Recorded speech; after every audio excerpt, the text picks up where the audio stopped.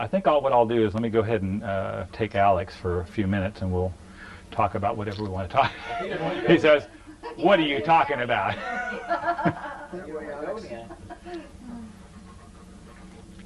I may even let me know when you want me to start, and I'll turn. Is this on? Oh, it's on? Well, I saw the little red and figured it wasn't. Okay. How are we with cats? Did we see anything about how he was with cats at all? No, he looked at one across the street yesterday. He pays no attention. Okay. Just walked right by. Well, great. Now, if you would like, Alex, we have some good toys here, and see how of interest you may be in any of these things. Okay. Basically, in placing these dogs, there are just several things that I like to cover, several areas to go over, that including all the noise that they make, that will help the transition from wherever they have been to your home, to the new home, go well. And one of the reasons why we use the secondhand dog book, if you want to hand that to me there for just a minute. The reason why we use this book is because, first of all, if you haven't ever read anything by Carol Lee Benjamin, I suggest you do. She's an excellent author. You can get her basic book called Mother Knows Best, The Natural Way to Train Your Dog, which I have a copy of on the shelf here. But it's helpful to read this because she addresses some of the issues of because we don't know what these guys have been through. Okay, it's not like getting the puppy and you raise them from the beginning. We're dealing with who knows how they've been traumatized. I know that the first couple of times that I took Sadie out in the yard and we picked up a shovel or a broom or something like that, she ducked her head. And I believe that Cheryl, at one point, I think you said that one of the dogs had done the same thing with you, that you were taking care of. So we just don't know what kinds of things they've been through. So I would suggest that you do look through that. I like to cover a kind of a day in the life, like a typical day that you're going to go through with the dog. Review the housebreaking program that Sally has written, and also which is the same thing that Carol Lee talks about. And I'm trying to keep an eye on this dog just in case he's trying to tell me something about wanting to go out as well. And then we'll cover a little bit to do with kind of what I call basic manners training.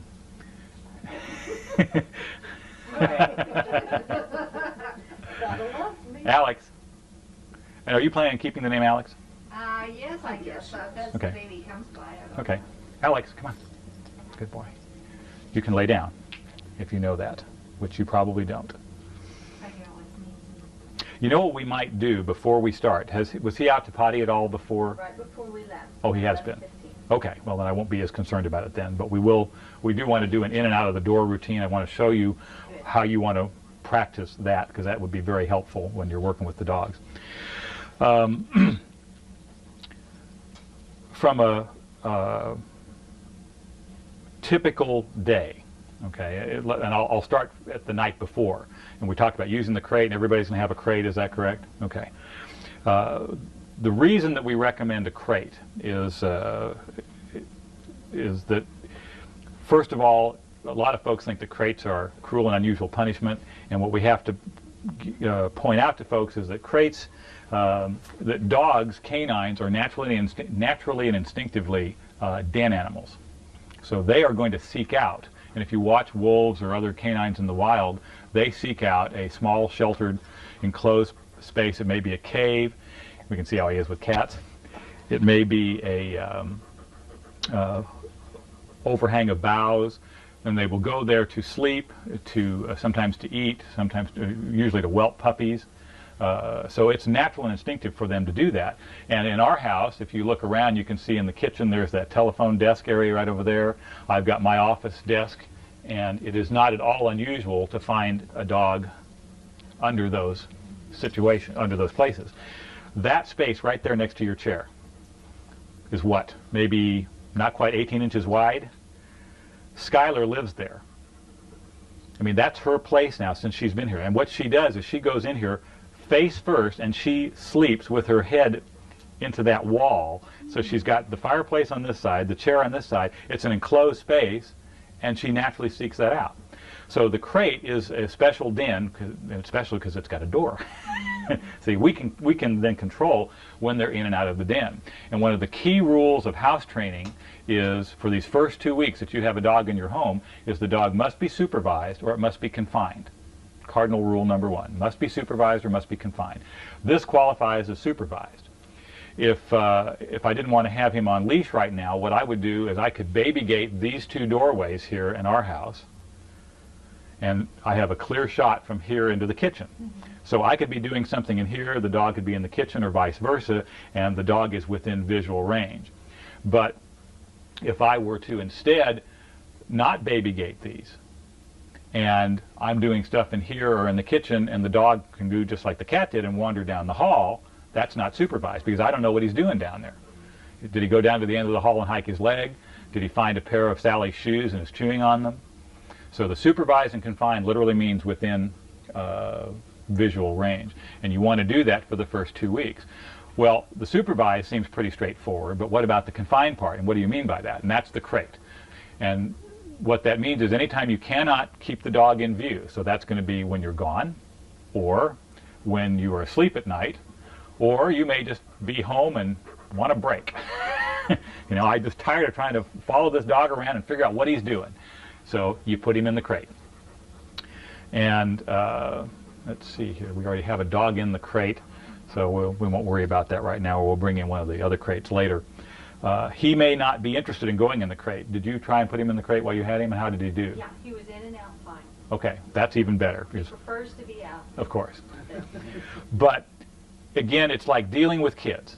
Okay, you know, why should he? You know, I don't want to go in the crate. Why do I need to go in the crate? Because I'm the daddy. That's why. You know, I'm the mommy. That's why. It's better for you to be in that crate. Everything that we do, that we're going to do with the dog, we're going to give a command word. Even though and see, many of these dogs that we get may already know some things, but we always assume that they don't know anything. So when we're putting him in the crate, the most common command word that we use when we put the dog in the crate is kennel. Simple. Your commands need to be simple, short. You don't want to get into a dissertation. All right, now, Alex, it's time for you to go to your room. And actually, that is one of the commands that I know that people use: go to your room.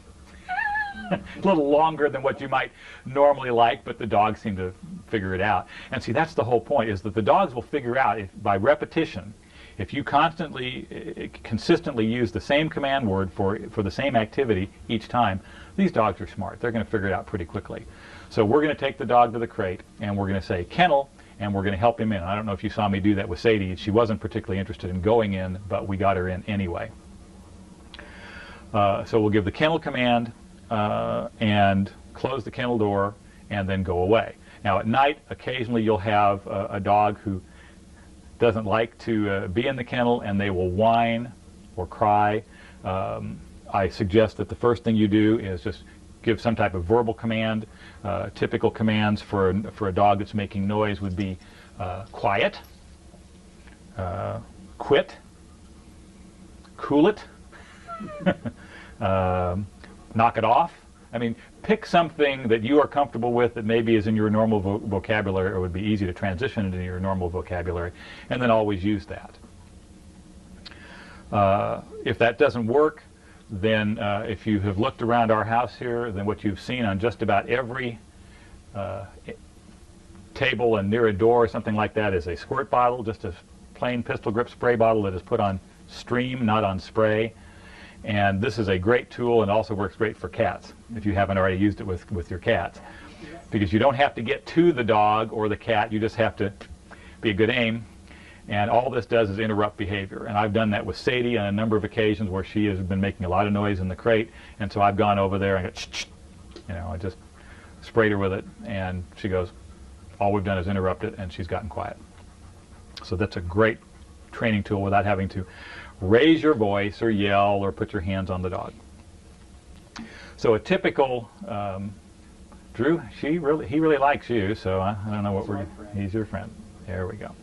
So what we would do is that for the use of the crate, and we'll start from the night before and then we'll work our way through a day. We'll put the dog in the crate at night, assuming we've been out, and we'll cover that. Give the kennel command, the dog goes in the crate, good night, go to bed. Okay. So when you're ready to start your day in the morning, and when you're ready to spend a few minutes with the dog, because the dog is now going to change your routine. So you're going to go to the kennel, have your leash and your working collar, whatever it's, the pinch collar or the choke chain, on top of the crate. They never go in the crate with a working collar on. You can have the buckle collar on, but not the working collar. Go to the crate, open the crate door, and give the command wait, simultaneously with opening the door. And if the dog looks like he's trying to bolt out of the door, then you've got your hand on the crate door and just close that door back into his nose. I mean, I'm not saying slam it into his nose, just prohibit him from going out. Put the collar on him, put the leash on your collar, and then take him to the door. The first thing that we're doing out of the crate is we go outside. We're going to go outside to potty. And we're going to go outside on leash for the first 2 weeks. There are 3 reasons why we want to go outside on leash. The first reason to go outside on leash is if you have your dog on leash, the odds are very high that one of you will be with the dog. Okay? And that's what we want. It's very frustrating, and it's not, unfortunately, not uncommon to have a new owner, and they let their dog out, and they go to the door, and the dog goes outside, and they go shave, go get a cup of coffee, or get dressed, or do something like that, and they come back 10 minutes later, and the dog's standing there wagging its tail at the door, or perhaps still wandering around the yard, and you let the dog in, and then the dog goes, oh, golly, I knew there was something I forgot, and then they leave you a little present on the floor. This is not a good idea.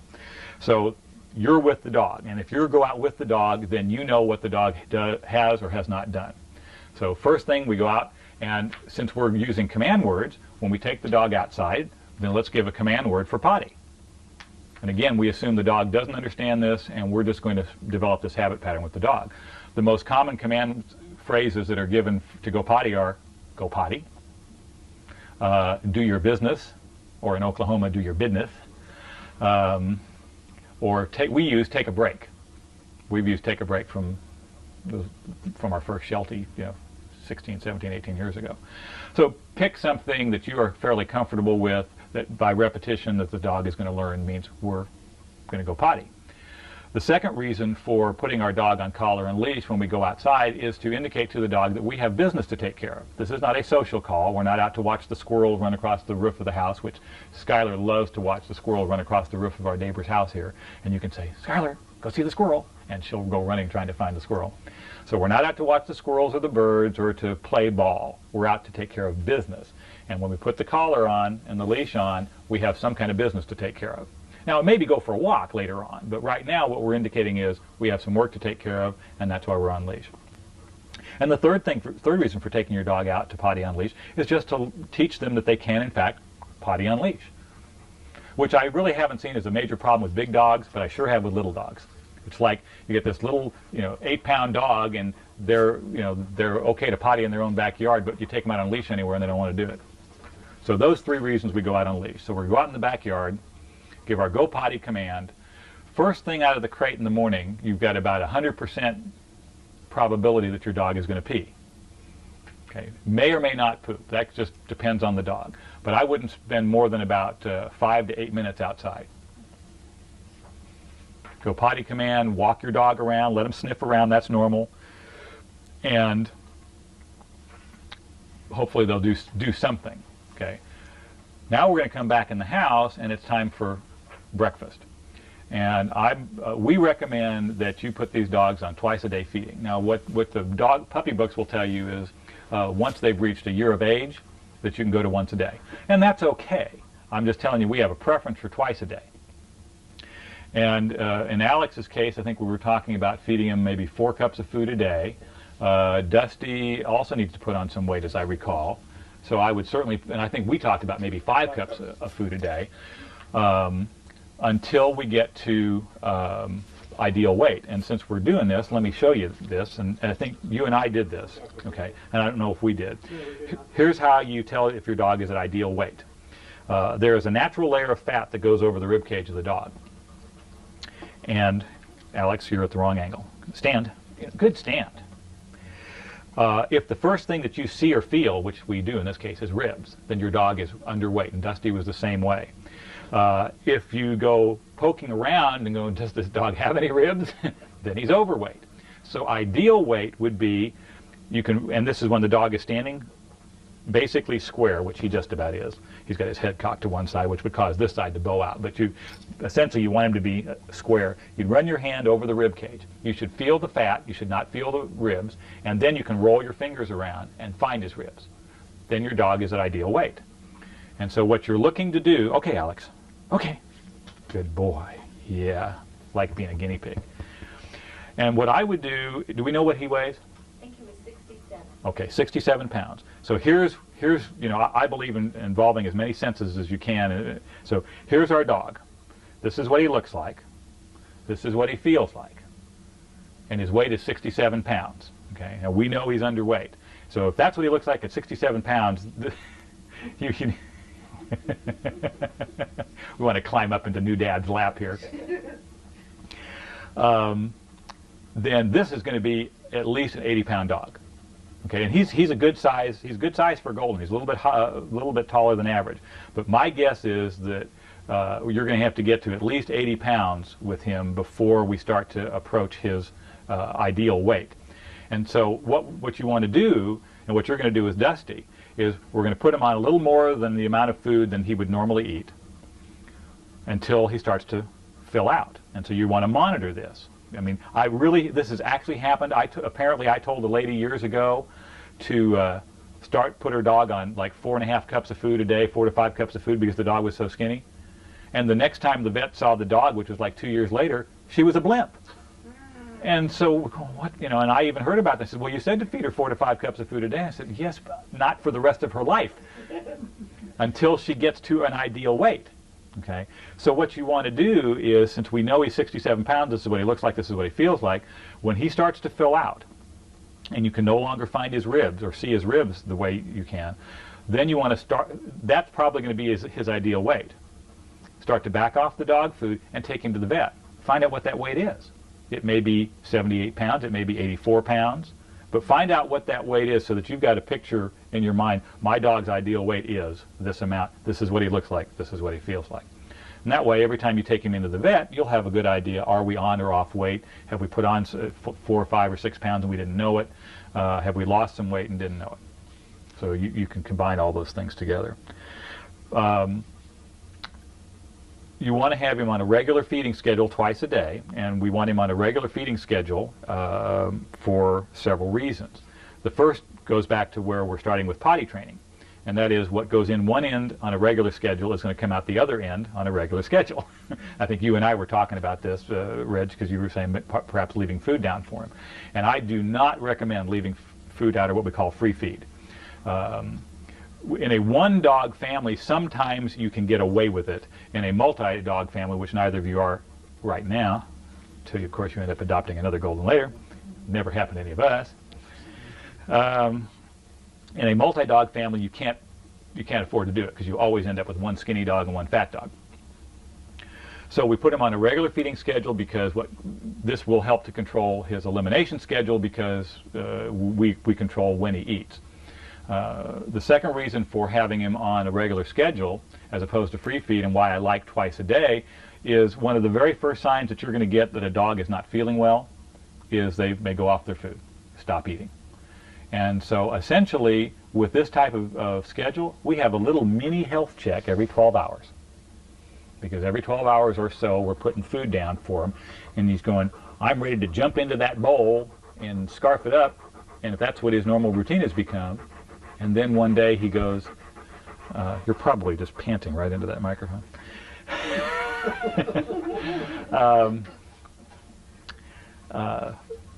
One day he goes to his food bowl and just kind of looks at it and walks away. Little red flag. We have a potential problem here. Maybe we should monitor this. So those are good reasons for having your dog on a regular feeding schedule. And by the way, if you have questions that come up, I mean, I realize that we're taping this so that we can do this, but please interrupt and ask questions, because that's what I'm used to dealing with is interaction here. So, in the course of feeding you, say in the morning at 5 a.m., what would you say is elimination time? Well, that's what we're going to with the daily routine, and you know, we don't know. That's something that's just going to develop. You will learn your dog and your dog's habits. We've got 4 Goldens here at the moment, and I think they're all on different schedules. But the next step after we came, we went outside right out of the crate. We probably peed, or we did pee. We probably didn't poop. Now we come back in and we're going to feed our first meal of the day. So we put down our bowl of food. If you're feeding 4 cups, I would suggest 2 cups in the morning, 2 cups in the evening, 2.5 in the morning, 2.5 in the evening is one way to begin this process. Put the food down, monitor the dog in the food bowl. And of course, you only have one dog; it's not that big a deal. If you have a situation, that's fine. We'll let him stay over there for a little bit. If we have a situation where the dog has been on free feed, and this is what happened when we first brought Sadie into the household, she did not eat her food when I put it down for her. The first 3 meals that I put it down, she did not eat. She had a couple of bites, and the cat's going to take the dog for a walk, I see. She had a couple of bites out of her bowl and did not eat the rest. So she had 5 minutes. I gave her 5 minutes to eat. And at the end of 5 minutes, I picked up that food dish. 1 hour later, I offered her the food bowl again. Gave her 5 minutes to eat. And at that point, when she didn't finish it, she does not get fed until the next regular feeding time, which was dinner time. She didn't eat it then. She didn't eat the next morning. The following dinner, we chowed down. And this, you're getting a new dog, and so let me put it into the context of even when I've dealt with folks who are transitioning their own dog, and that's even harder. They've had this dog for 10 years, and now we're going to transition them to regular feeding from free feed. When they're hungry, they will eat. So don't sweat it. Don't become overly protective, mommy or daddy, and say, "Oh no, the dog's going to starve. We got to leave the food down." Don't sweat it. When they're hungry, they will eat. And so if they're not eating, they're just not hungry when we're at the beginning of this training process. I'm not talking about down the road when we're on a schedule and the dog doesn't eat. I'm talking at the beginning of this process. So what we're going to do is offer them the food for 5 minutes. They will probably eat. Let's assume that they eat. And now we go back on collar and leash. We go to the door and we go out. And I'm going to demonstrate that in a few minutes because I want to cover waiting at the door and things like that. But we go back outside, give our go potty command again, and the odds are now much better that having eaten, the eating process has stimulated bowels. Now we'll probably poop, and that's good. Now that we've done that, we're in much better shape. One of the reasons for transitioning on weekends or on days when people are going to be home afterwards is so that now you've got some time back in the house, because after our second trip out to potty, we come back in. Now it's what I call supervised playtime. And if you had to leave and go to work right then, on the first day that Dusty was in the house, this is not going to be the best thing for Dusty. So what you want to do is now be able to, like when you get home this evening, you'll be able to finish the evening part of the routine and then start this day routine tomorrow. So now we've got supervised playtime. And what that's going to mean is, and if we were going to your house right now to deliver the dog, if we were placing the dog in either of your homes like we normally would do, then one of the first things that we would do is I would come in and I'd bring the dog into your house. Alex, come on. And I'm going to wander around just a minute here, Drew. So as I would walk in, I'd say, okay, here we are in the house, and what's the first thing that Alex is going to want to do? He's going to want to check everything out. So he's going to walk around the house, and he's going to sniff everything, and he's going to go look at all the stuff and say, what is in my new home? And there's some water bowls over here, and there's some cats over here. And this is what you want to do with him. When you get home, on collar and leash, and let him walk around your house. Alex. And he's going to want to sniff everything and check everything out. And as long as all he's doing is sniffing, because that's his way to check out the world, then you want to let him do that. Do not correct him. Now, what you do want to watch for, since both of you are adopting male dogs, is to make sure that we're not getting ready to hike a leg. So you're watching kind of, or that we're going to put our mouth on something. Now, with an adult dog, it should be pretty clear that he's going to give you the indication he's trying to hike his leg or do something, in which case you're on collar and leash, and as soon as you see any indication of that, you can do a pop and release, no, bad dog, okay? And interrupt that behavior and then immediately take him to the door, because then we'll go out, and that's a good indication we need to potty. But it's real important to give him an opportunity to check out your house. And you want to be on the other end of the leash. And so for that first day or two, you probably are going to walk around with him on the leash and just let him go everywhere. Let him, stick his head in the closet and check out the bathroom and check out the kitchen and check out everything else, because this is how he's going to find out about his world. And we'll do the same thing in the yard. We go out in the yard to wander around. And after a day or two, what you might do is just leave the leash on him and just let him drag it around, and you can kind of follow him around, see where he goes. He goes down to the end of the hall, you can stand here at this end of the hall and watch him. If he goes into the bedroom, well, then maybe we better go down and check him out. But this also gives you the opportunity to be able to get to him without having to get all the way to him, because you can just step on that leash and he's going to stop. For the first week or so, I would suggest that around the house you put on his working collar, his pinch collar. After that, if you're just going to have him wander around the house on the leash, hook it to his regular buckle collar. And I'd say after a week, you're probably not going to be doing that anyway. So most of this stuff, we're really concerned about the first couple of weeks of supervising the dog. Let's see. So where were we? We come in, supervised playtime. So now we've been out twice. Now we have time to spend with the dog. So you can do stuff around the house, keep him with you. If you need to baby gate off parts of your house or block parts of your house so that he can stay within your visual range, then you do that. You can play with him in the house. If you're doing stuff in your yard, have him out there with you. Everywhere you go for this weekend or for the first few days, try and have him go with you. So that helps him bond to you, helps you see what he's going to do as we're wandering around the house. If he finds something, if he were to walk up to your coffee table and there's a remote control laying there, and if he sniffs it, that's okay, because that's how he's going to find out about it. But if he decides he wants to put his mouth on it, that's unacceptable, so we're going to correct him, tell him, no, bad dog. And one of the things about dog training that we talk about is the double whammy. It's fine to tell your dog what not to do, but you need to be able to show your dog how to be right. And so if he picks up something in his mouth he's not supposed to have in his mouth, you tell him no, and then you go find something that is appropriate, and you give it to him and say, this is for you, good boy. Yeah, he's got as much interest in that as anything else. But let him, but show him that and give him a chance to take that, and then tell him what a good boy he is for having the right thing in his mouth. You always wanted, and that's why there are always toys out here, because we always have to have them available for the dogs to chew on, to play with, and should we need to do a correction, we've got the appropriate toy for them to have.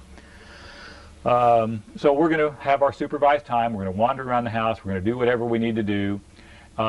During the course of the day, pick a primary door. I don't know how your homes are laid out. Some homes have more than one door that goes out to the backyard. Pick one that's going to be your primary entry and exit for the first few weeks. That's the door you will take him to go out to potty, so that he gets used to that. That's the door we go to, and so we'll develop that habit pattern for him. And so for 2 or 3 times, every couple of hours, put him on collar and leash, take him to the door, make him wait at the door, and I'll show you that. Take him outside, give him a go potty command, and then bring him back in, so that he gets used to that routine. If you want to go out and play, then take him back out, and then if you want to, take him off leash and let him play. If he likes to retrieve, let him do that, or let him wander around the yard. Depending upon how your yard is set up, you may want to wander around the yard with him on leash, if there's some things that you definitely don't want him to get into. If you're not as concerned about that, then take him off leash, let him wander around the yard, check it out. You just be out there with him. In our case, he's always on leash because there's no fence. That's right. I forgot. I was walking him in the backyard this morning on a loose leash. We were doing our own thing, and he just boom off in the corner. There were like 3 little sparrows in the grass. And, I really wasn't bird dog. expecting him to do that, because I didn't see the birds that he did. Okay, well, we have... Had I not had a pesky hand on the leash, he'd have probably pulled it out.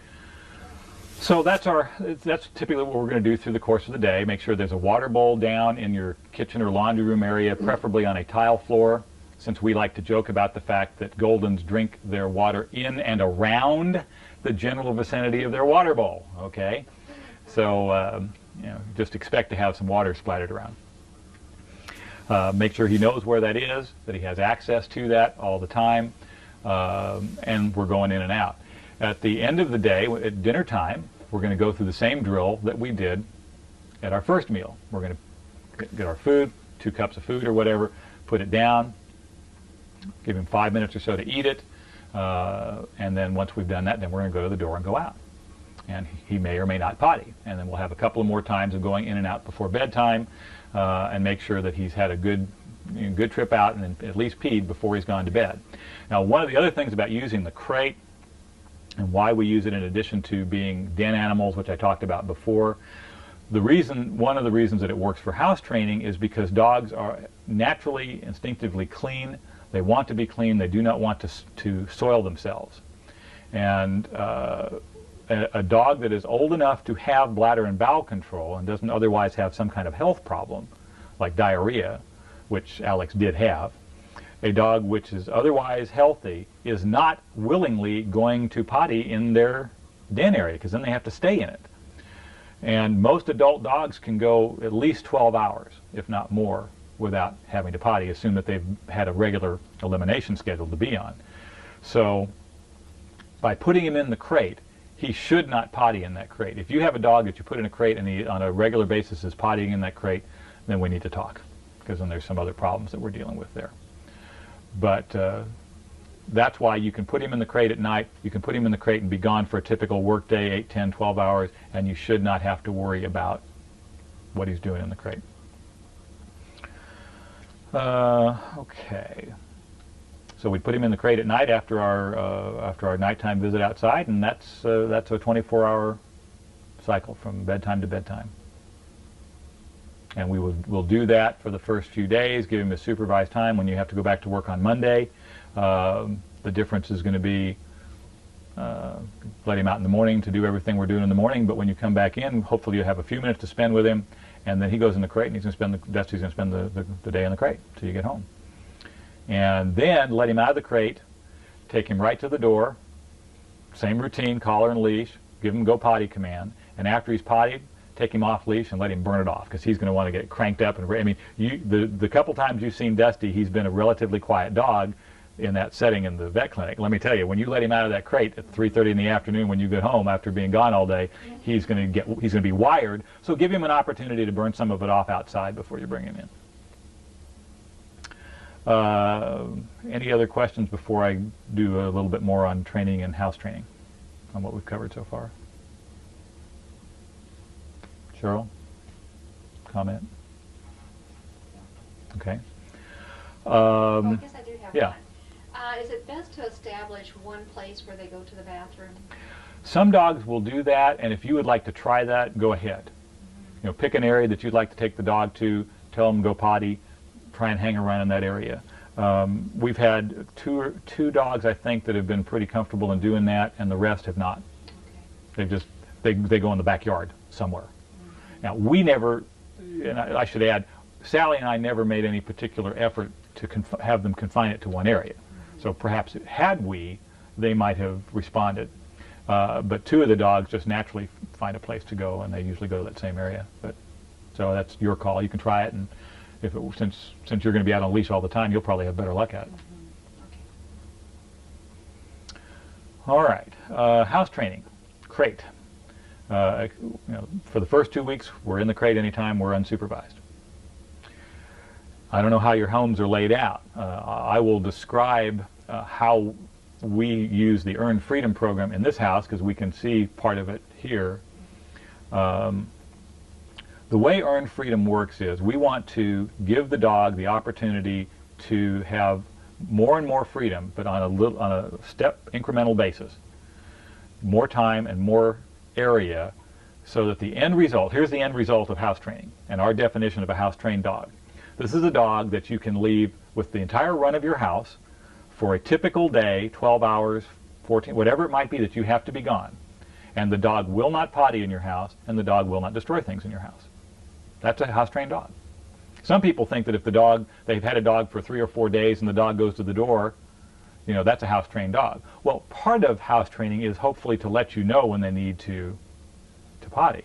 But really, you want a dog that is trustworthy in your house. And you can't get a dog that's trustworthy in your house by turning him loose in your house and going off to work and being gone for 8 or 10 hours and coming back and hoping everything's okay. I don't recommend that. So we're going to take them in stages. And here's how the Earn Freedom program works. After 2 weeks in the crate, when we can't supervise, what we're going to do is we're going to expand his area, his confined area, from the crate to the crate and some new area. Now, in our house, this new area is our kitchen. Okay, it's a tiled floor. We put some indoor-outdoor carpet down just because a couple of our dogs, in getting older, needed a little more traction. But here's a tiled area. Here's a crate where the dog is confined in the crate. And now what we're going to do is we're going to leave the dog out of the crate. Oh, and I should add this, by the way. Anytime that your dog is not in the crate, leave the crate door open. Give the dog the opportunity to go in and out of his crate on his own anytime. Okay. So now what we would do is we would leave the dog out of the crate, and we're going to leave for a short period of time. We're going to leave for 1 hour. We're going to leave the dog, and we're going to confine the dog with a baby gate. Okay. And so we can block off our kitchen with a baby gate, not like this, but I mean in typical fashion. And now the dog is confined to the kitchen. He's still got access to his water bowl. We'll put his toys down on the floor, and we're going to go away for 1 hour. And if you're concerned about the 1 hour, then only go away for 30 minutes. And that may be just, go down the street, go out and do some things in the backyard. If the dog can't see the backyard from where you're confined, you don't have to physically leave the place. But just leave the dog in this confined area for an hour, water bowl, toys. Come back. And don't make any big deal of leaving, and don't make any big deal of coming back, because that just adds to the separation. So it's just like, okay, we're gone, see ya. And when you come back, as you kind of casually look around, there's no signs of mayhem and destruction, then you can quietly praise your dog and say, good boy, that's real good. And he's passed his first unsupervised test. So we'll do that 2 or 3 more times at 1 hour. Give him the chance to be unsupervised in an area with his crate but larger than his crate. Okay? After he's done that 2 or 3 times and he has been successful, no potty accidents, no destruction, now we'll go and we'll expand the time frame to 2 hours. So same location, baby gate, crate, open, water, toys, and we'll be gone 2 hours. And let him be successful at that 2 or 3 times, 2 or 3 more times. Then, assuming no problems, we'll go to 4 hours. Same drill. And then after 3 to 4 times successful at 4 hours, we will go to 8 hours, a typical, the 8 to 10 hour time frame workday type. So your first few, your hour and your 2 hour, you can do those in the evening. You can do those on weekends. You can even do some of the 4 hour stuff if you're going to be out for an entire evening meal or for half a Saturday or something like that. So you can work through, you could work through your 1 hour, 3 or 4 1 hours in 2 days. You might want to, and that's probably okay. You might even want to do it on a 3rd day just to make sure that the dog wasn't just having an exceptionally good day that day. But it's for the ones that are going to require more time at 4 hours and 8 hours, then you're going to have to associate those with a work day. So I don't know, Reggie, did you say you come home at noon, or you can come home at noon or not? No, I don't get home till about 3:30. Okay. So you're going to have to do your 4 hour stints on the weekends, more than likely. But once you go to 8 hours, then it's just going to be a standard day. And for you two, now Bob, you're retired, right? So you just may need to make a point of going out and leaving him. And, because until you actually leave him and give him the opportunity, you're never going to know if he's really trained or not. So give him the chance. So we'll go through this up to 8 hours, typical work day, and now we have completed our first stage of Earn Freedom training, and what we've got is a dog who now, if you chose to, could be confined out of his crate into one portion of the house and he's trustworthy. I'd still leave the crate there. Okay, our next step then is we're going to expand the area. And so what we're going to do is move from the kitchen, in this case, to some other area that's larger than the kitchen, typically would be including the kitchen. And in our house, it would be this living room area that we are in. because we're set up in such a way that I could baby gate both that entrance to the hallway and this entrance to my office. Okay. Now, in many cases, this would not necessarily be the most desirable choice, because we've moved from an area where we don't care much about possible destruction into a living room that has, we don't have a lot of nice things right now, but this is a very nice driftwood table, and I would hate to come in and find that my new dog had chewed a corner off of my table.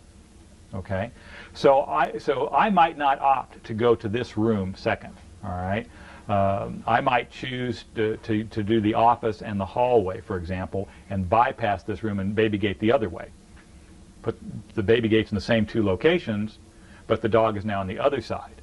So we'll have the entry room, or the entryway, and my office, and the hallway. And I won't even baby gate the hallway, but I will close all of the bedroom and bathroom doors. Okay, and then I'll go to 1 hour. Same. Every time you expand the area, you go back to 1 hour. You go back to the beginning. And so now we're going to, so for the sake of discussion, let's say we'll use this room, because that's the next physically connected room. We'll baby gate off here. And so now we're going to give him, instead of the crate, we gave him the crate in the kitchen, and now we're the crate, the kitchen, and the living room. And since we're 8 hours in the kitchen, we're okay, but now we're expanding to the living room, we go down to 1 hour. And we go off for 1 hour, we leave him with his food, with his water bowl down, his toys are out here, and we go away for an hour and come back and see what he did. Now understand that even if we did it and did this room, which would not be the most desirable thing because of the nature of the living room, by the time we are leaving him unsupervised for 1 hour in this room, we've gone through the first 2 weeks of supervised or confined in the crate, and when he's out of the crate, he's around the house. We have a chance to watch him. What does he do when he's in this room? Is he interested in this table? Is he interested in remote controls? Is he, you know, and we've had an opportunity to correct him.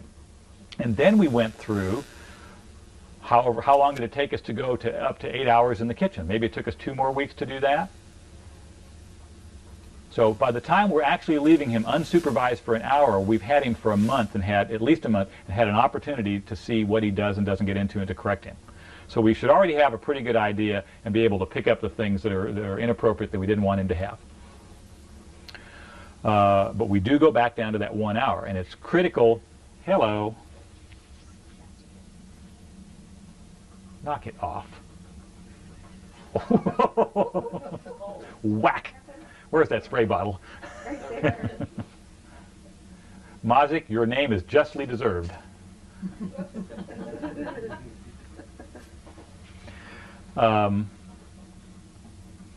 And we will go, then we will continue through, and we will build back up. 1 hour, successful 2 or 3 more times. 2 hours, successful 2 or 3 more times. 4 hours, 8 hours, the same drill. And then, once we're successful here, now we'll expand to the next larger area. We go back down to 1 hour. And we're going to do that as we build up throughout the entire household. And then the result is we end up with the dog who has now gotten used to, in stages, being left unsupervised with the entire run of your house.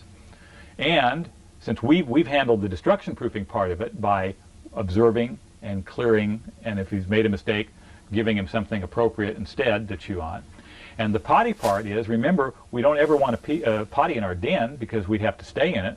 Well, we have just transitioned in his little doggy brain that his den has gone from the crate to the entire house as his den, and we never potty in our den. So that's why it works. And when you take it step by step, even if this process took four months to do, you have a completely trained dog for the rest of his life. Should it be that easy with our kids? So that's what. You had a question? Oh, no. Okay. So that's what Sally has explained in her housebreaking destruction proofing lesson plan. That's how it's set up to progress so that you end up with a trained dog for your house. If at any point in that process the dog has an accident, either potty accident or gets into something that's inappropriate, then we back up a stage. So if we've moved from the crate to the kitchen and the kitchen in the living room, and we had a problem in the living room, then we'll back up to the kitchen. And the reason I say kitchen is that typically the first area, if it's possible and how your house is laid out, if you can leave the dog out in an area that is not carpeted, you're just, that way if there is an accident, it's not as bad cleaning it up off a tile floor. Oh, let's see. Yeah, let's stop for a second. Okay, we're back. Okay, you were asking me about food, is that food and snacks and things like that? And training in the crate. Okay. If you have a food-motivated dog, this cat in plastic bag, I swear. If you have a food-motivated dog, then using food treats to go in and out of the crate or to do some other types of training is very helpful. And because it will help to get them to do that. As a matter of fact, I'll get a couple of pieces of food or dog biscuit and maybe try some things with Alex and see how he responds to it. But yeah, you can take a biscuit and break it in half and pitch it into the crate and leave that there for him as sort of a treat and let him wander in and out of the crate. Let him find that on his own. Or you can pitch it in there, let him go in and get it, tell him what a good boy he is. So that's a good way to do it. Or let it go in the crate and give him the biscuit as a reward. And you might want to do that for the first few times, but you know, using food as a reward is a real good way to start in training, but you want to wean them off of the food as the reward. Because then if you're somewhere and you don't have a food treat and you're trying to get your dog to respond in training, then they'll go, wait a minute, my reward isn't here. So when we do training with food treats, the reward is the food treat and praise. Sometimes petting and praise. Okay? And what we're going to do is wean them off the food treat. But they were getting food treat and praise, and then they're just getting the praise. As far as foods are concerned, people have different approaches to what kind of foods they want to feed. When it comes to dogs, I recommend that you just use a dry kibble dog food. You don't have to buy canned stuff. If you would like to buy some canned stuff occasionally to add as a treat, you can certainly do that. But dry food, we were just talking with Cheryl this morning, I have gotten into the habit of adding some water into the kibble so it's a little bit moist and they've got some water in it, and you don't have to do that as long as they have access to their water bowl after they eat. I recommend a good quality food. All dog foods are not created equal. We used to joke about some brand, I think I probably shouldn't say the name of the brand, but its initials were Field Trial Chunks. And you could buy a 50-pound bag of that stuff for $7.50 at some point. Unlike like a 40-pound bag of Pro Plan is about $31 or something on that order. And on each of these bags of food is a recommended amount to feed. That is just a guideline. And what you want to go by is what we talked about in terms of how you determine the dog's ideal weight based upon what they look and feel like, and that's the amount of food that you feed. But it is interesting that if you look at these bags of dog food and you look at something like Pro Plan or Science Diet or IMS or Eukanuba or Nature's Recipe or any of these that are fairly good quality foods, and for a typical 70 to 80 pound golden retriever, it would say something like feed 3.5 to 5 cups of food a day. If you were to look at that same bag of Field Trial Chunks, it would say 10 to 12 cups a day. So that tells you that there's a whole lot of waste in that food, because what they're saying is this is how much food it's going to take to maintain your dog and to provide the appropriate amount of nutrition that this food is supposed to provide to your dog. So you're not going to feed that amount necessarily, but it does give you a perspective of what the manufacturer says is going to provide your dog with 100% nutrition. My personal preference is to avoid dog foods that the first ingredient is byproduct. Some people don't care about that. I'm not exactly clear on what byproduct is, but there are some dog foods that you buy, and when you look at the label of ingredients, the first ingredient is poultry byproduct, chicken byproduct, beef byproduct. There are other foods that you look at, and the first ingredient is chicken, turkey, lamb, beef, followed by a couple of other things, and then they may have some additional fourth or fifth ingredient down, may contain some byproduct, which still doesn't thrill me a lot, but at least it's not the primary ingredient. I tend to prefer dog foods that the primary protein source is some type of meat, just as, chicken, turkey, beef, lamb, or whatever. Because dogs are carnivorous animals, and I believe that their protein source from meat is a little bit better for them. However, you can buy dog foods out there all day long that the first ingredient is corn, and that's the primary protein source, corn or wheat or something else. I can't remember. And typically you see that more in the store brand foods like Purina dog chow, for example, or other similar that you just buy at the grocery store. And you know, some dogs manage to do very well on that. So I'm not saying don't get that food. I'm just saying to you. Sorry, trying to put this out of the way. Yeah. Okay, Yeah. now we're fine. I'm just saying to you that my preference is I'm going to feed a dog food that has first ingredient protein source is a meat, and it's going to be 100%, not some kind of byproduct. Biscuits are great for treats. If you kind of give you an idea of how the feeding schedule goes around here. Sadie is the skinny dog, so she's in the same situation as Alex and Dusty. She gets 3 cups of food in the morning and 3 cups of food in the evening. Okay, when she gets to weight, her ideal weight, then she will go on the same schedule as our other Goldens, which is in the morning they get their bowl of dog food, and in the evening they get about a half a dozen biscuits. Or we have 2 of the dogs on that schedule, and the other dog is on, in the morning he gets his biscuits, and in the evening he gets his bowl of dog food. Because I was not particularly interested in putting down 4 bowls of food. So essentially what I have done is I try and split it up. 2 get their main meal in the morning and biscuits in the evening. The other 2 get their main meal in the evening and biscuits in the morning. But that's one way to split up your feeding schedule if you want to use biscuits for that purpose. Do you have individual bowls or put them in individual rooms? Or? I put them, they have individual. That's not my problem. But Yeah, but that's a good question for families who are going to have multiple dogs, so thank you for asking. In the kitchen, the way my kitchen is laid out, I would put 1 bowl of food at this end of the kitchen, the other bowl of food at the other end of the kitchen. So they're facing in opposite directions. I do not want to put them side by side because the potential for a problem in a multi-dog family is going to come over food or a toy. Okay? These are the areas that you watch when you bring a dog into a household with another dog. They're not allowed to go into the other dog's food bowl, and they're not allowed to take the other dog's toy until after they've gotten to know each other. And it's very common around our house to have one dog go literally walk up to the other dog and take a toy out of the dog's mouth, if it's the right dog. Okay, and we've had circumstances in the past where there was one dog you just didn't do that with. Okay, and they learned which dog it was too. But once they are used to each other, then they can do that. But particularly brand new, the best place to have a conflict with the dogs is going to be somebody getting into somebody else's food bowl or somebody taking a toy that the other dog wanted.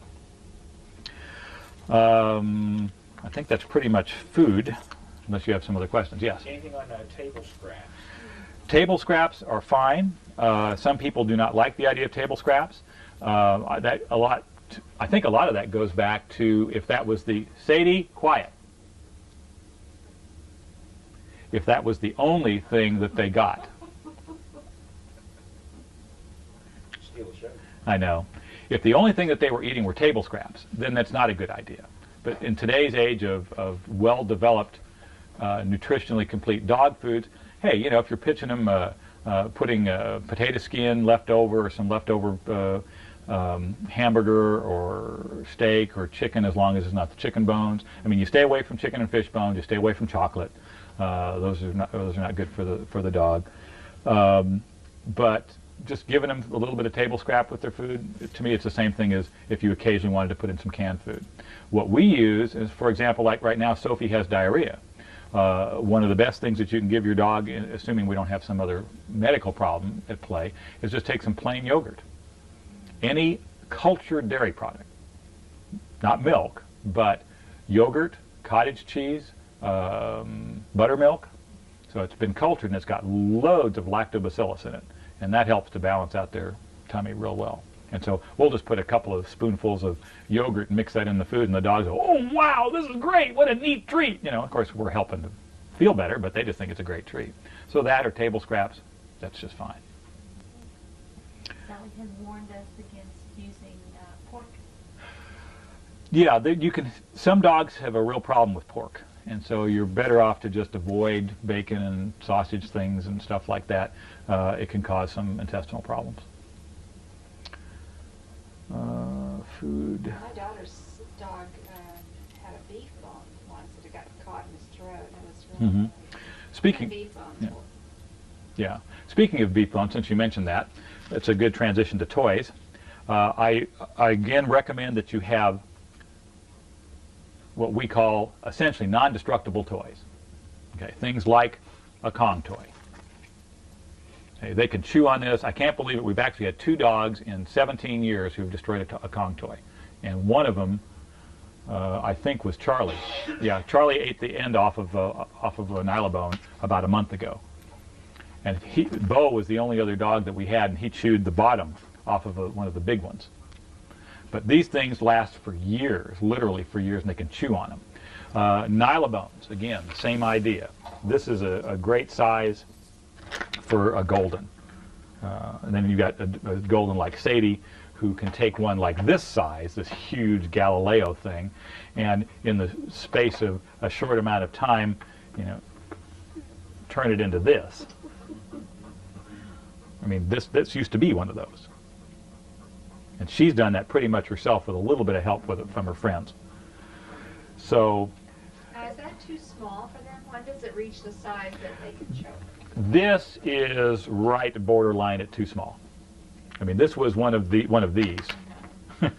before and after.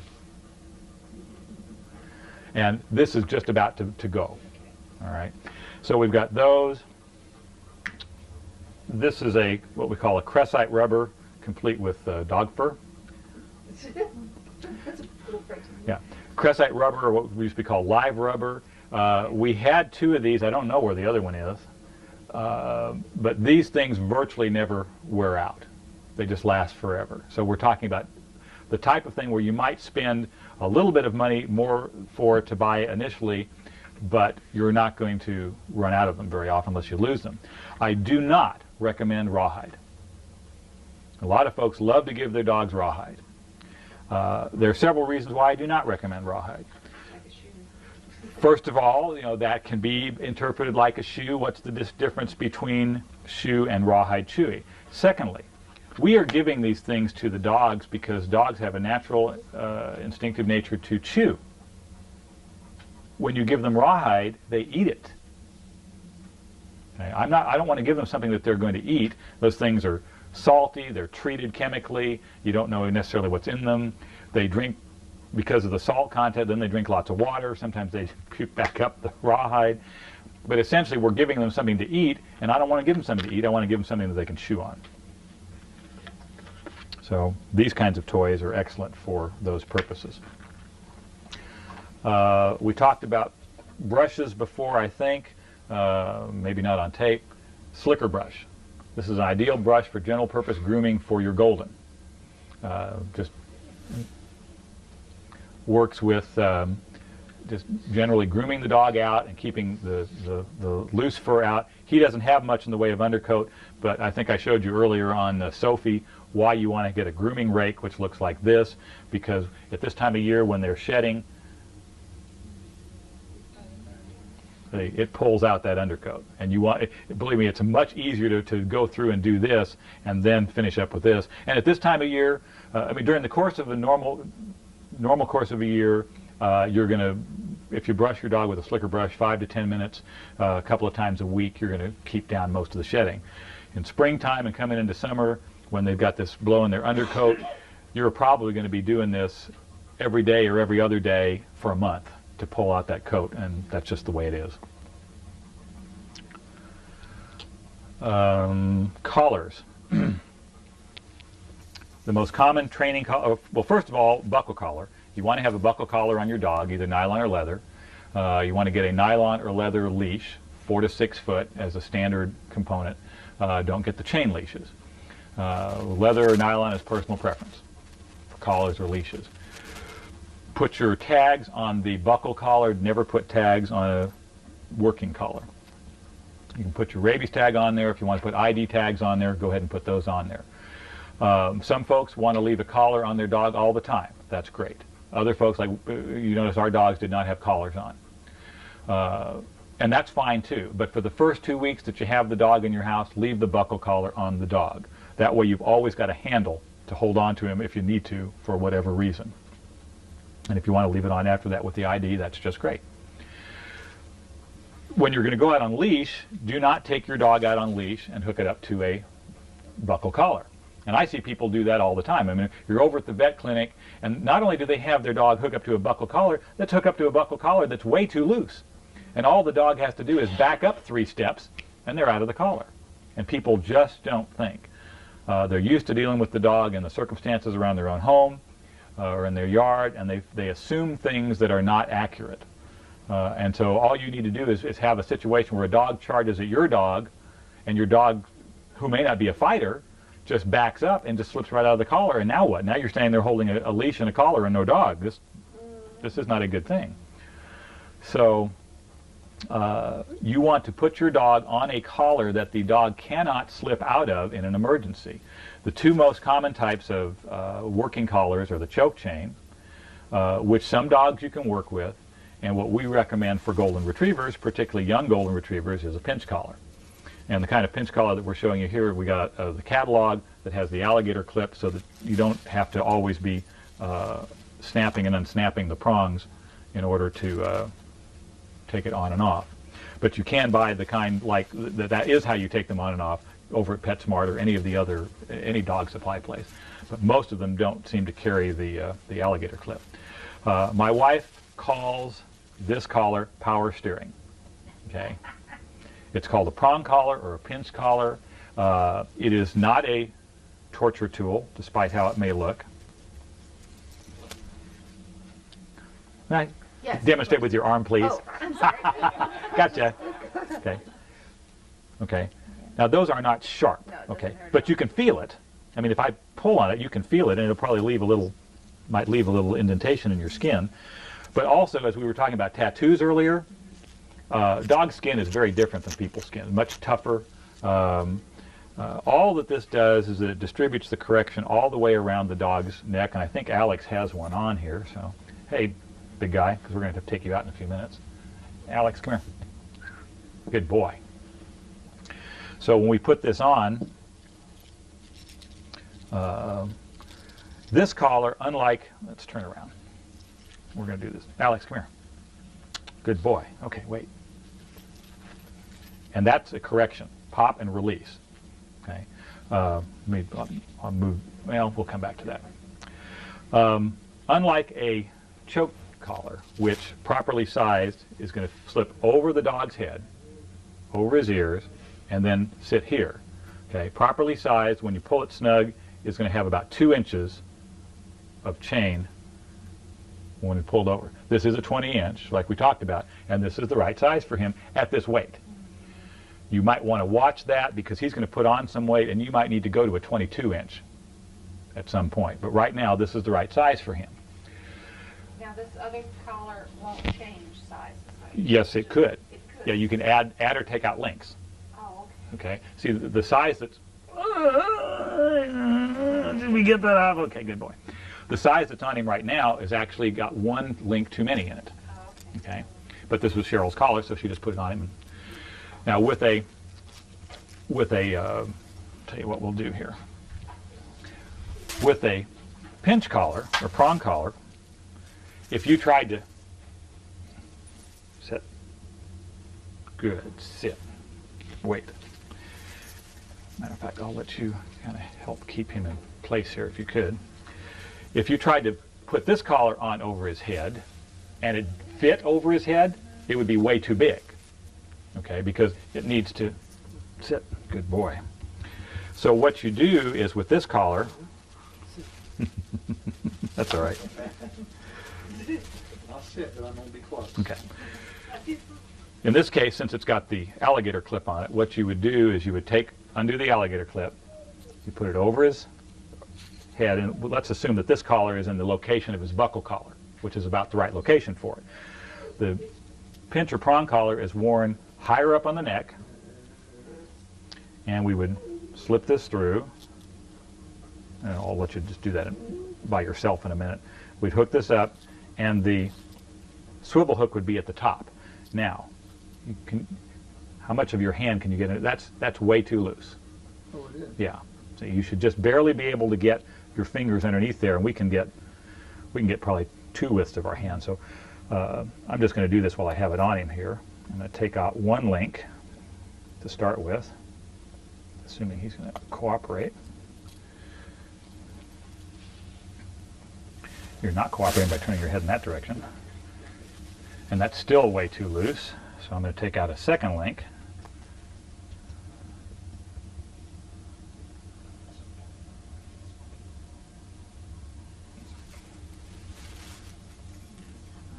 Yeah. So we'll take out a second link. And I'm putting it on the way that the typical collars work at the store. It says, I already have one of those, I don't want another one. And that's getting pretty close. And we'd have this up at the top. Now put your fingers under there. Now we're just about snug. Now, we took out 2 links. My guess is you're going to need to put back at least 1, perhaps 2, as he gets his weight. But that's just about right for him. So we can barely slip 1 finger underneath there. And when we pull on this swivel hook, it closes down and then we release. You don't want to maintain tension on this collar. We've all seen people walking their dog down the street. Gee, I can't believe that's the first time the phone rang. Let me go turn the ringer off. Because if I need to, I'll go ahead and stop this. Okay, we're good. The thing about when we talk about biscuits, this is a good size. We think with big dog, we want big biscuits. What that means is you get lots of biscuit crumbs all over the place. So probably something on this order will work real well. And so we may have a food-motivated dog here. And what I did is, especially for training, good sit, is I just break them in half because you don't need to give him all this stuff. So if one of the things that I try and do, let me see here, that you can do with training is that, for example, the dog doesn't know what he's supposed to do, but if you go, Alex, Alex, Alex, sit. Okay, so all I did was I put the biscuit, good sit, good sit. I put the biscuit up over his nose and held it there and lifted it up slowly, and so what happened is his rear end had to go down because his nose was up. And so you can do the same thing from a sitting position. Alex, sit.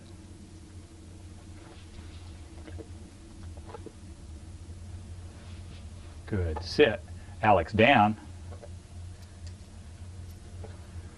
Good, down, good boy, good down. And when we do praise, in addition to good boy, we use the command word. So when he sat, I told him good sit. When he went down, I told him good down. Okay. So you can do that with your food treats to help him move his body into position so that we don't have to do what we did before, which was Alex sit and kind of force him backwards, and I had my hand underneath his hock. What you don't want to do, which I've seen lots of people do, that's right, you don't want to push down on the rear end of the dog. You can really hurt him that way. So you either are going to maneuver them into position, front, rear, sit, which is, you can see, is much harder to do if the dog doesn't want to cooperate. You don't want to push. Or we can work, and if we have a food-motivated dog, and say, Alex, sit. Oh, good boy. Oh, good, sit. And if we just assume that the dog, he doesn't understand the word, he doesn't understand the command, but we will continue to work this exercise with him, and then he'll start to learn over the space of a week or two as you work that. And anytime your dog comes up to you and sits, tell him good sit, even though you didn't give him the command. Oh. Or even though you don't give him a treat. Or even you don't give him a treat. Waiting at doors. We're going to go in and out here and do a couple of things, hopefully before rain. Waiting at doors is a critical thing to teach your dog. It can be a life-saving thing to teach your dog, particularly with front doors. Neither of you has kids, but a lot of folks that we place Goldens with have kids running in and out the doors all the time. If a dog thinks that because the door is open I can go out, we have a potential problem. So what we teach is just because the door is open doesn't mean you're allowed to go outside. It works front doors, back doors, car doors, it doesn't matter. And what we do is that when we, come on Alex, when we get ready to go somewhere, we're going to go to the door. It's time to go out. I'm going to get to the door. We're on our working collar. I'm going to give him the command. And in commands, we do one command, single command. We say, Alex, wait. He doesn't know the command, so he tried to go out. I corrected him. Back to loose leash. We are standing here under his control, not under mine. And we'll talk more about loose leash. And when I'm ready to go, I'll say, okay, release word is okay, and out we go. If you guys want to come out, we can do that. And Cheryl will monitor, or somebody will monitor the door for kitties.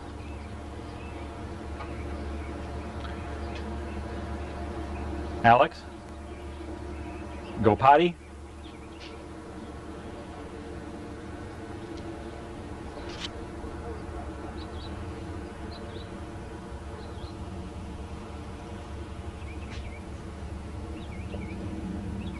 Looking good. See if we can get a little rained on.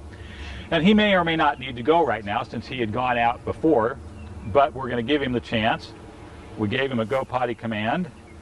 Good boy. Good go potty, Alex. Good boy. Good boy. All right.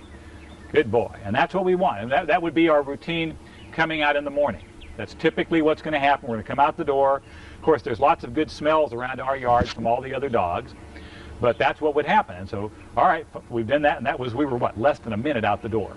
After you finish that, you take them in then so that they know that that's... I would stay out here, especially if we just eaten. I'd stay out here and give him an opportunity to poop as well. But I praised him. I gave him a go potty command. He pottied. I said, good, go potty. So he'll learn that routine. Any one time at the beginning is not, doesn't represent the extent of the training. It's the fact that we continue to do it over and over and over again on a regular basis, same words, same routine, same praise, that it begins to sink in. Oh, okay, that's what they wanted me to do. And our dogs have found certain places that they like to pee a lot in, and so I'm trying to get some grass to grow here by blocking off the areas that they've gone to. So we're interested in checking out sniff. Now, while we're out here, one of the things we might talk about, when I mentioned training, is proper use of the working collar and proper use of training technique. We went to the door. I gave him the command wait. I prefer the command wait at the door instead of stay. Okay, stay is more of a long-term thing. Wait is a temporary command. We do this going in and out the door every time we go in and out the door. I gave him the command wait first. Fully expect he doesn't understand it. I opened the door to give him the opportunity. He started to go out. As soon as he moved, I did not repeat the command. I gave him a correction. Pop, release. Sorry, boy. And I went to this mode. This is the normal mode that you want to work in when you're walking your dog. We don't teach heel. We teach walk on a loose leash. Heel is actually a very difficult exercise because the dog's right ear needs to be right next to your left leg. Okay? And when you're going for walks, you don't need that. You just need the dog to respond to you and not, what I started to say earlier, how many times have we seen people walking their dog down the street, only the dog is walking them, the collar is, or the leash is tight, the dog is gagging on a choke chain and pulling them down the street. This is not fun for anyone involved. By using the pinch or prong collar, we eliminate the choking from using a choke chain, and by using proper corrective technique, pop and release, and teaching the dog that this is normal, allows them and you to have a comfortable walk. It was very funny in a class that Sally and I were doing. We taught this is the normal position, and the gentleman who was taking the lesson, here's what he did after we showed him how to do the pop and release and said, this is what you want to get used to, and he said, fine, and then he took the leash and this is what he did. And he held his dog with tension on the leash because that's what he was used to. That's what told him he had control of the dog. This is strenuous on you. It's certainly not comfortable for the dog. So what we're doing is, when I did that pop and release, the dog is standing there at the door on his own. He's not standing there because I'm holding him there. And as you start to work with the dog on leash and you change direction and the dog comes with you, then you don't have to worry about, let's see if I get this post in the way. You don't have to worry about doing anything with him. If he'll stay with you, if he hits the end of the leash, give him the correction, the pop and the release, and he comes back with you. He did that on his own that time. The next thing we work with is single commands, and I talked about that at the door. And we may want to go back inside, or else we're going to compete with the dog from next door. Since we don't appear to have any other business to take care of outside, why don't we go back inside and we can finish up.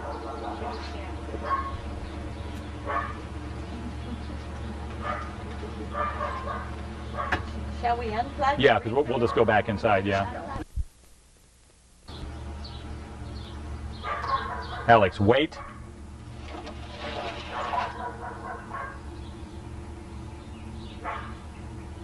Gave him the wait command. He's waiting. Good, wait. Okay, inside. Good boy. As long as we don't get hung up on each other. But that time I gave him the wait command and he waited. See, I like being able to do a lesson like that, and this is not uncommon with Goldens. We went in and out of the door twice, and on the second or third time we gave the wait command and he waited. It's not that hard. They figure it out. You just have to do it. Multiple commands. This is, again, this is something, Sally and I have been involved in dog training for over 15 years. I have found myself, on occasion, using multiple commands. So what I'm saying to you is don't sweat it, but just start to think in this term. In dog training, you always, it works this way. Never give your dog a command that you don't enforce. And the corollary is always enforce every command that you give. So the first step, if I say to my dog, and the place where this is most often misused is with the come command. So your dog is now trotted out across the yard. He's over sniffing out the tree on the other side of the yard, and you go, dog come, and the dog goes, what a gorgeous day. Did you see that cloud formation over there? Well, now what? Now what are you going to do? How are you going to make him come? You can't. So you gave him a command which you couldn't enforce. Therefore, don't give the command come if he's not on a leash and you can't enforce it. Because what you've just done is you've taught him, I don't have to come unless I feel like it. See? So most commonly it's done on the come command. But it's just as easily can be done around your house. Dog sit. Ah, look, he didn't sit. The dog never sits. And then you leave. No, if you give him the sit command, make him sit in one of the ways that we talked about. Part of that is single commands. Kids are great at doing this, or not doing it correctly, I should say, but adults do it the same way. So, because again, the thought process is, if I tell him more than once, he'll eventually figure it out. But if you go back to the basics of what we were talking about, in the beginning of training, they don't know what the words mean. So you could just as easily be saying table, table, table, table, table. He's going, well, what am I supposed to be doing? So repeating the command over and over again doesn't accomplish what you think it's going to accomplish. Give a single command and then enforce the command. Dog, sit. Help him to sit. Because what we're trying to do is get him to do it the first time. If you go dog, sit, sit, sit, sit, sit, you've just given your dog a 5-syllable command. Which one is he supposed to respond to? He should respond the first time. The best way to have him respond the first time is only give it one time. But all of us make that mistake. For you two, you can help each other out with that. If one of you hears the other give multiple commands, remind them just one time. Reg, you just have to remind yourself.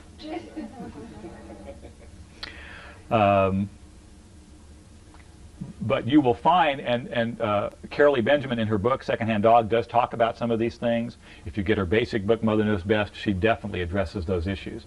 Single commands, insist that the dog perform the command. Your corrections should be very simple. The pop and release when you're on leash is the best. It doesn't require a lot of effort on a pinch collar. Just pop, release.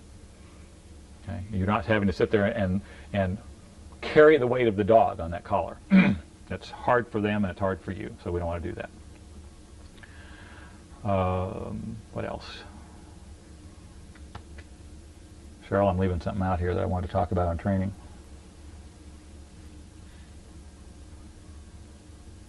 I guess basically the rest of it is with each of the individual commands. It's the same thing, sit, down. Oh, that's the other for commands. I think one of us talked about this. The command down means lay down. If your dog jumps up on you or jumps up on anything else, the command is off. Okay. Off means wherever your feet are, get them all on the floor. So if your dog walks up and puts their paws on the kitchen table, on the countertop, off. They jump up on you, off. Okay. Now, rules around your house, because they jump up on the furniture, off. The dog, whatever his history has been, he will learn to adapt to the rules of your house. Yes? You know, is it better to use the word off rather than no? Correct. I reserve no for, I try not to use no as best I can. No tends to, I try and reserve no for something that's potentially life-threatening or damaging. Okay? You know, like going out a door, or maybe the dogs, even though they're used to playing with each other, they mix it up and they get more serious, and or something happens with a kid, or they're just doing something that, you know, Sadie was chasing after the cat because she's not used to cats completely, so then it's a no. Okay, but when they're up on the furniture or doing something like that, provide direction to the dog. Tell the dog what it is you want them to do as opposed to what it is you don't want them to do. The dogs will adapt to the rules of your house. I know people, now let me start again. In our house, our dogs are allowed on the sofa or on the bed if they are invited. Charlie back on my bed right now, notwithstanding. But I sort of give him permission for going on the bed back there when I leave him in there and close the door. In other people's homes, the dogs are never allowed on the furniture for any reason at any time. In other people's homes, the dogs can get up on the sofa or the bed anytime they want to.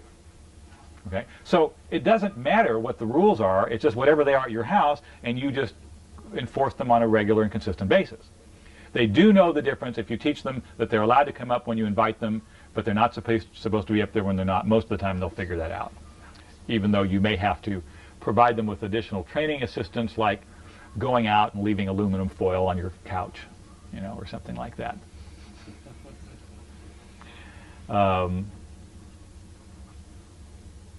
But basically, the primary things that I'm concerned about in transitioning a dog into a new home is if there is another dog, making sure that the two of them settle in okay.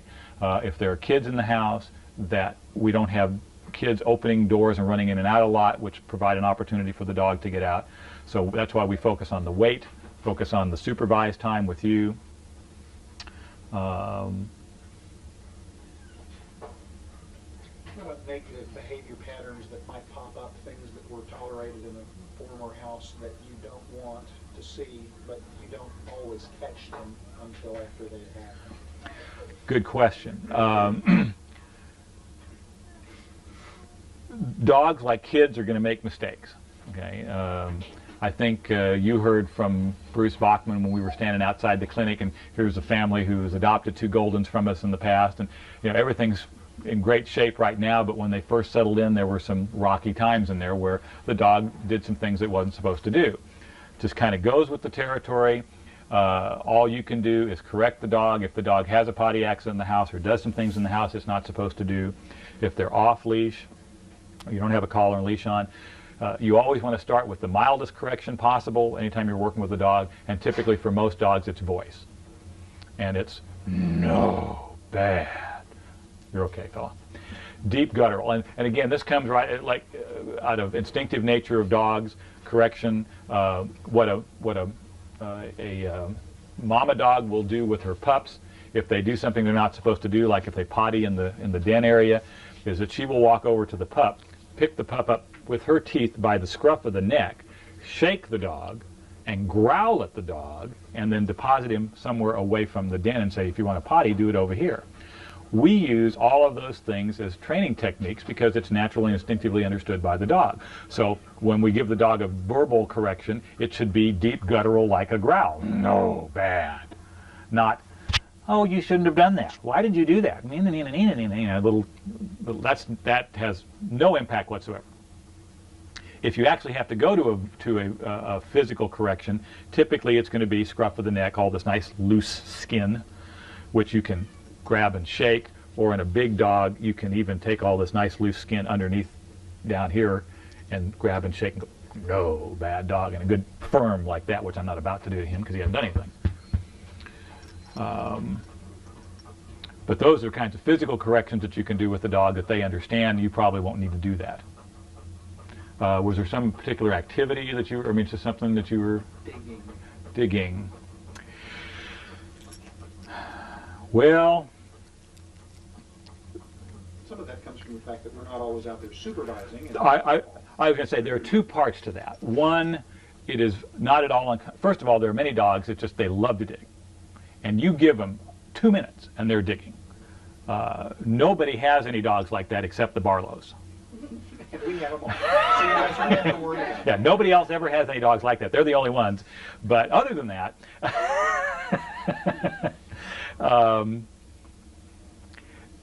it may just mean that you either just don't leave the dog unsupervised. I mean, you can't afford to leave him out unless you don't mind having holes dug in your yard. Or, as Sally pointed out one time, if you've got a dog that just loves to dig that much, give him a place to dig.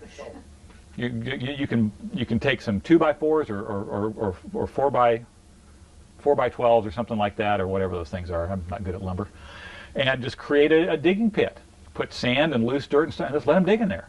And teach them to go to that spot to dig, if you can do that. Well, let's see. I've done this without my outline that Sally asked me to do, so I'm trying to see that. I think we've covered a typical day in the life. We've covered the Earn Freedom program. We've covered collars and leashes and toys and food. Do we have a cat who's thinking about the door? If it's pulled closed, it shouldn't be a problem.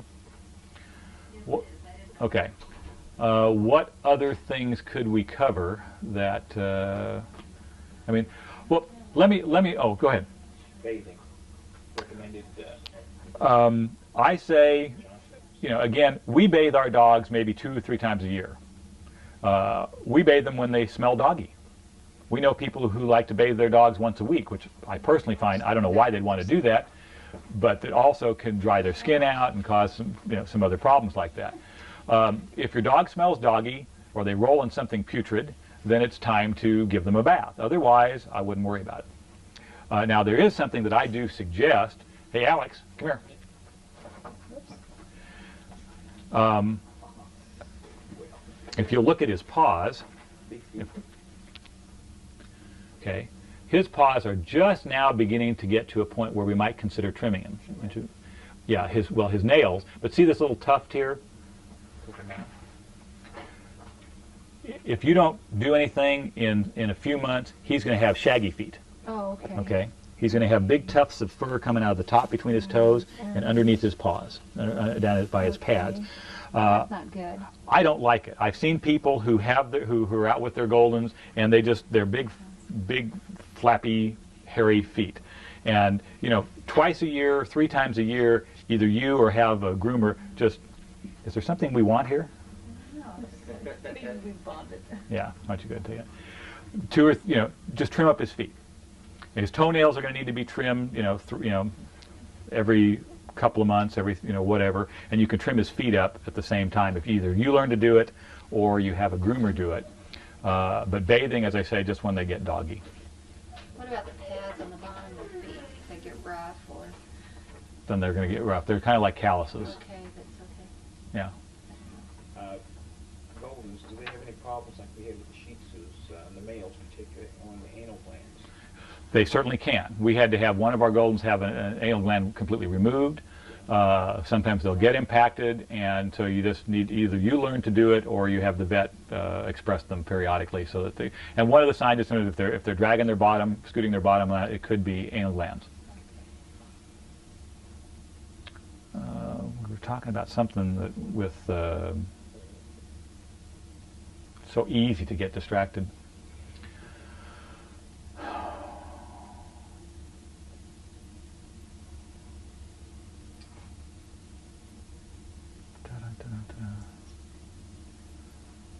Something to do with Something to do with Goldens. I remember that part. Oh, we're trying to put some of this on tape to help us and to help you and to help other people. What can be particularly frustrating for me when I do this, and I do dog placements, we try and cover a whole lot of material in a real short amount of time. And so I always feel like I gave you way too much and you're only going to absorb a small amount of it. That's why we're thinking about maybe we'll make a video like this available to adoptive families so that you can take it home and review the material afterwards. Also, after we've gone through this whole process and you've gone home and I've decided I've given you way too much information, usually about an hour later I'm thinking, oh, I didn't tell them about this, and I didn't tell them about that, I forgot about this, I forgot about that. There's just so much stuff. Which brings up the point that because of the way we have set things up in the rescue, we want this to be a cooperative venture. Hopefully it's the same goal. You know, you as the adoptive family, we as the rescue want to create an environment where the dog benefits, where the dog is going into a good home, that you're going to be happy with the dog is going to blossom in that environment. To that end, we are a resource that is available to every adoptive family. This is not like going to a shelter and getting a dog. It's not like getting a dog from a backyard breeder who their primary interest is getting them out of here. They're costing me time and money, and they're digging up my yard and trashing my house. And once you've got the dog, they don't want to hear from you again. That is not the way we work. And here's the best way that I can put this. If at any time after you have adopted a Golden from our rescue, you have any question at any time about anything to do with this dog, please pick up the telephone and call us. You can call me, you can call Cheryl, you can call whoever our adoption coordinator may be at that time, whoever may have worked with you, and ask questions. We have people who've called us 4 or 5 years after they've adopted a dog to ask us a vet question or a nutrition question. And of course, Sally, my wife, having been a professional trainer for all those years, 14 years, we can get the answer to any kind of training or behavior problem that you are having with a dog. And this is one reason why it's extremely important. We want this to be a cooperative venture. It has been very frustrating, and this has happened to us over the years. I mean, we've been doing this for 11 years now. It is very frustrating to get a phone call because part of this contract that you signed says that if you can't keep this dog, you are required to return the dog to us. You can't give it away, sell it, transfer it, take it to a pound. The dog is yours unless you can't keep it. Then it's ours. Okay? It's either going to spend the rest of its life with you or it's going to come back to our rescue program. We're going to find another home for it. By contract, you're agreeing to that. By contract, we are obligating ourselves to take those dogs back and to find another home for them. So we're both agreeing to do that, but neither of us wants to do that. We want the dog to stay in the home. But it is frustrating, and this has happened to us. We get a phone call 6 months, 3 years down the road. Hi, Bob, this is so-and-so. I don't know if you remember us. We adopted dog so-and-so. You need to come get her. We don't want her anymore. It's not working out. I'm sorry, what's not working out? Well, she started to do this, and then she did this, and then she did this, and it's just, that's unacceptable. We can't keep that. I said, well, oh, that's a fixable deal. We can do that. We've had to handle problems like that many times before. No, sorry, it's gone. It's too far gone, and you know, we just not willing to deal with it anymore. Okay, well, sure would have appreciated it if you'd have called us sooner, because we could have fixed this problem. Well, we didn't want to bother you. Well, what kind of bother are they being now? And so what I'm saying to you is, don't think you're being a bother. Okay? There is no such thing as a dumb question. We are telling you that we are available to answer those questions and to help you work through whatever situations might develop with the dog. Now, that doesn't mean that there may not be some situations come up that just aren't going to work. Okay? The dog may begin to develop a behavior after you get the dog that even after we work on it together, it's not going to get fixed and you are going to find unacceptable, in which case then we're certainly going to take the dog back. What I'm describing is a situation where we're asking adoptive families to work with us together as a team and call us if there are any problems so we can solve it, not wait until they've reached the point where they are totally uninterested in dealing with the dog and then call us and ask us to return the dog. And if they do that, we take the dog back anyway. It's just that we probably could have avoided it.